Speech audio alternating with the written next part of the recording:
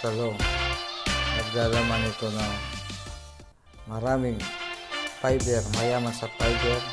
Nakakatulong din ito sa constipation at nag-i-improve ng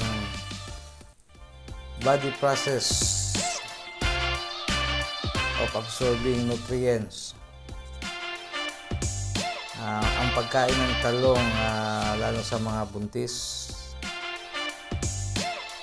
nakakatulong ito para mabawasan ng mga risk of hemorrhoids,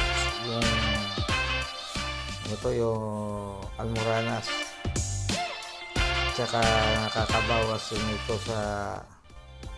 nakakatulong ito sa pagkakaroon ng natawag na yung pagdumi, yung irritable bowel syndrome.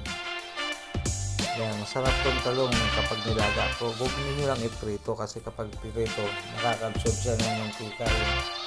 Yung texture niya, parang absorbent yung texture niya kapag pinirito na ibabad yung mantika, na-absorb lang yung mantika. Maganda kung magtotorta kayo, ilaga nyo na lang o ihaw, tapos sabayan nyo. Pero kapag talong siya na siguraduhin nyo ma-drain nyo yung mantika bago i-serve sa plato. Kasi kapag prito nyo diretso sa plato, andun lang yung mantika, magsasabaw lang siya. Kasi parang nakaka-absorb siya, parang foam. Na-absorb nyo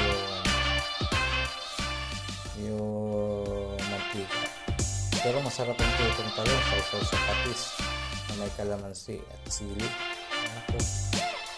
Pero okay na yung nilagang talong, kamatis, sibuyas, ensalada kung tawagin natin, ensaladang talong.